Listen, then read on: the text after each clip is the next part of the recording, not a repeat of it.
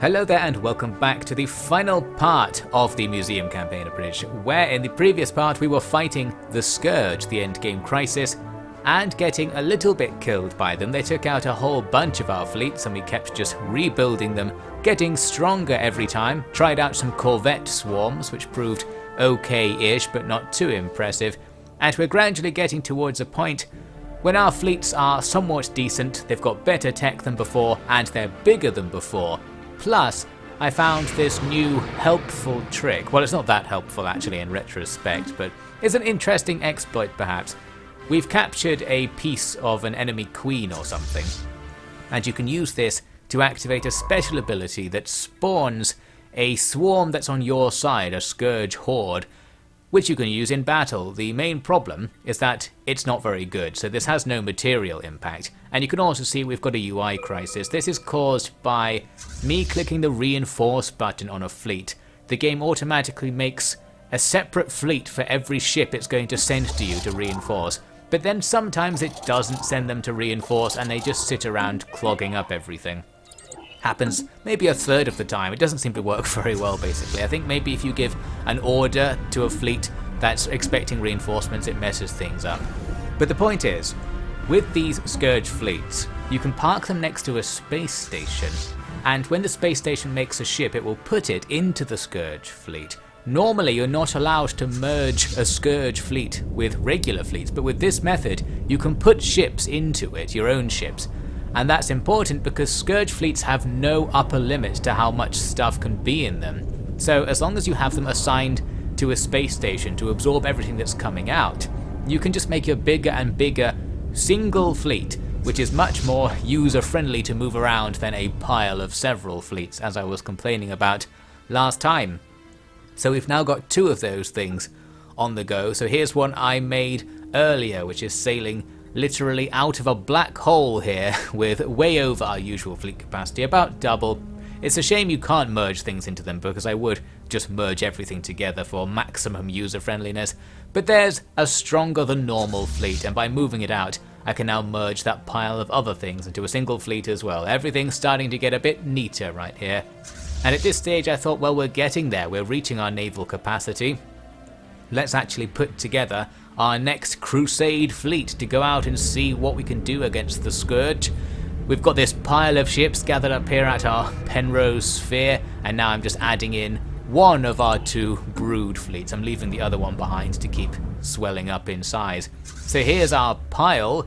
Let's see what we can do with it. We'll sail out and be very careful really. I'm kind of moving them like system by system to make sure the fleets stay together.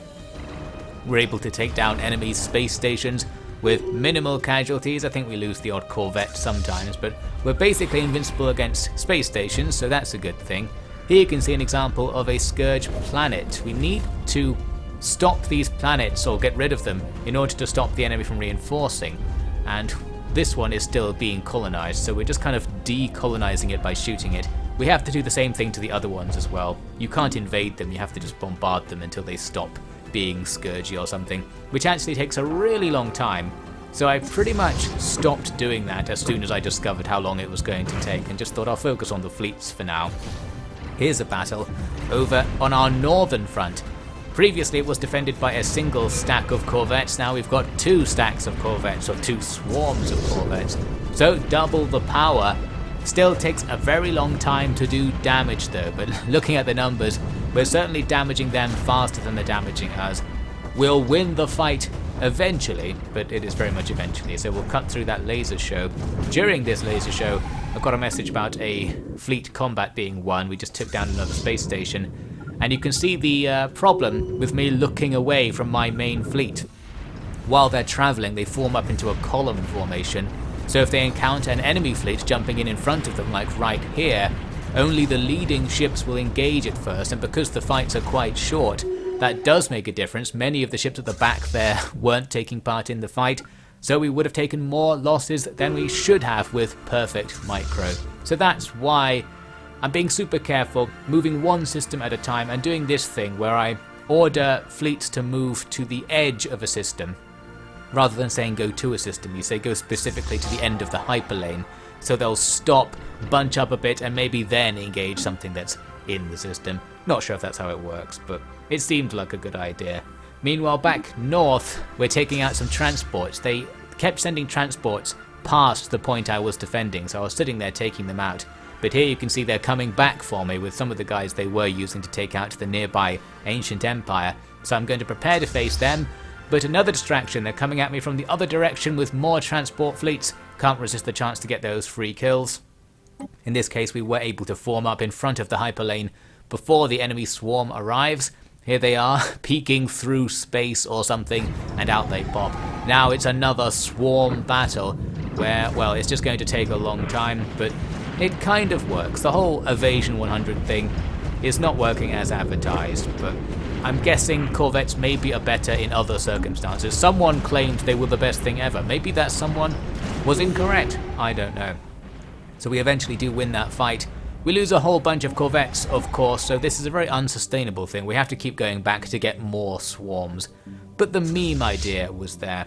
I'm not being very efficient at actually fighting over in the west because I'm doing this micro thing and trying to keep the fleet together.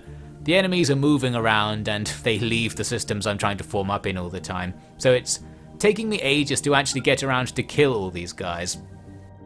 With our northern corvette swarms, I moved out to do a counterattack and start getting rid of some of the enemy space stations so they had less territory in the area. Here we caught some defenseless transport things. I'm not really sure what a transport is when they're just creatures. I guess they throw other creatures out. Anyway, they eventually died to our very weak corvette attacks. And yes, we can clear up a bit of space there to make things look a bit neater. Meanwhile, the main force has cleaned up the western part of the galaxy. Here we've got some ships just sitting beside the wormhole that's leading the enemy from their spawn zone to here. When we catch some guys trying to sneak out, we immediately take them down, while other ships have gone and taken out everything else. So it's all looking good on that side of the galaxy. It's time to gather everything together and then go through the wormhole to begin attacking in the east where the bulk of the Scourge is. Here's another fight with our corvette swarm, very slowly defeating the latest enemy fleet to go to that section of the galaxy. It'll happen eventually. I should note, by the way, that I did see the people commenting saying you should replace your weapons with anti-armor weapons and things like that to specialize against the Scourge. Well, I'd already played this by the time I saw those. Plus, I don't even know how to do that. That's the level we're at. The idea of manually changing the equipment on your ships is out of the window as far as I'm concerned. Anyway, the main fleet has arrived in the eastern part of the galaxy. We immediately start decapping a bunch of the systems the Scourge had taken over. That's the easy part. We also, of course, want to go after their fleets. Things are getting harder and harder when it comes to the micro. Again, because of that reinforcement thing. I really liked the idea and I kept trying to use it, but we end up with a lot of situations where millions of small fleets are present in our bigger fleet. Makes things a bit confusing, and it's hard to select a small portion of the fleet to merge them together. There is a merge button, and the tooltip for the button says it will combine a stack into the smallest possible number of fleets. It doesn't, it's completely lying. It only combines them if the number of fleets that it will merge into is 1, which it isn't because we have too much stuff there, so it's all just useless, and things get real messy. I decided to actually not crusade too much in the east, because I realised the enemy fleets are still using that wormhole to jump over to the west while I'm here. So we need to kind of clear up the enemies nearest to the wormhole first, and establish a presence at the other end of the wormhole ideally, so that if anything does sneak by while I'm not looking, we'll be there ready to fight it. I did actually have one fleet over here, now facing off against a stronger enemy fleet, so we're not going to engage them. I think I ended up pulling those guys off to the northern front to help out instead, but I'm still building more stuff in the core, so we'll have another available fleet back there soon. Now, I was gathered up at the eastern end of the wormhole, and I really wanted to sort out this UI mess. So first what I need to do is select all the fleets that don't have space in them and move them out, and the Brood fleet, which you can't do a merger with. So that eventually I'll be able to select the middle of the screen. It will select only things that are in tiny fleets, and maybe I can merge them. That's the idea. The problem with this plan is that it's very micro intensive, and of course I'm here for easy automated tasks to be automated, and this got me pretty mad. So I spent a while trying to do it via the official method, via the intended method, and accidentally clicking on a lot of other things in the process. It's not going very well.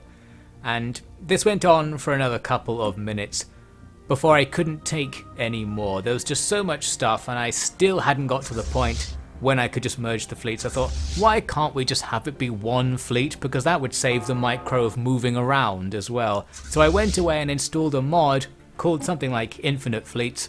It doesn't actually give you infinite fleets, it just makes them really big. So we can turn all of this stuff on the screen into one icon, much nicer, and it will mean we can just select the fleet, the stuff, and move it with one click. No micro trying to get them to stay close to each other constantly and stopping every system for everyone to catch up. They'll just move at the speed of the slowest ships in the group, which is how I expected it to work in the first place, and it will be perfect. And here you can see that because I was doing all of that micro in real time, I almost got double teamed by 2 Scourge Fleets up north. I just in time went and checked when I went to go and combine my northern fleets and got out of there. So that's all good. We end up with something like a 6 million fleet power blob, and of course because it's only one fleet, we only have to have one officer, so I can go through my list of admirals, pick one who's high level and has useful buffs, and just buff everything with that one guy. Nice and easy, and now we move. We can do some more fire and forget style movement because I can just target an enemy fleet and rest assured that all of my stuff will get there. The mod also, by the way, massively increased my naval capacity and makes everything have lower fleet weight, so basically you can make more stuff, meaning it is cheating. Well, so is the Gigastructural Engineering mod, to be fair, so this is all cheats. Albeit cheats that the AI will use as well, so the rules are still the same, but we're just in a better position to exploit them right now. Anyway, here is the Grand Fleet going at it, and this is more like it. I was more impressed with this portrayal of space combat. Having the screen be full of stuff seems more like it. We did lose 50 corvettes there in that small fight against 2 enemy fleets, but it was certainly good enough. We can keep going. At this rate, we can take down the enemy faster than they can respawn. They only respawn every 2 in-game years. So it's doable, we're getting there. But as mentioned, the enemy can play by these rules as well, so here we see an example of a 1.5 million strength Scourge fleet coming at me, and that's actually a problem because my corvette swarm up here, even in its combined form, is nowhere near that strong. Looks like the main force has just absolutely absorbed another enemy force. Having all those hundreds of corvettes out front is really good for just sacrificing them and making sure the main firepower based ships stay alive. So this is a more sustainable way of going around killing people, even if we're taking constant casualties. Here's the fight between the enemy's 1.5 stack and my corvette swarm. Not ideal, unfortunately. So there we go, we did get bitten a little bit for installing this mod. The enemy are now using it on me as well. We retreat out of there and they take out the base I'd made in this area as well. So the north's not looking so good, but we are going to have a counter to that because I can also combine together all of the stuff I had sitting in the galaxy core and being constantly manufactured there. And with this I can put together a 4-point-something million strong fleet. I send them up north and they're going to sort everything out up there now. So no more corvette swarms, although there are a bunch of corvettes in there. A nice, big, regular fleet will save everybody, saving an ancient empire along the way as well. And that's all going to be good. Basically, we're going to win this war from here. We now have enough ships to contest the enemy and get to the point when we can constantly kill them as they respawn without losing too much stuff ourselves, and can sustainably constantly fight them until we've taken out their planets or whatever it is we need to do to actually end the crisis. Another upside to the not constantly having to micro your units thing is that you can look at them. This is something I often advocate for in Total War. The fact that you have to do so much micro means you can't look at it, and maybe it is interesting to actually look at what's going on sometimes and think about it, stuff like that. So I enjoy just locking the camera onto a fleet, sending it on a long voyage to just kill a whole bunch of things, and then watching them do it, sitting back and just letting victory come to me on the screen. That's more like it. I don't like playing games, I just want to see a game getting won. I should watch a Let's Play or something.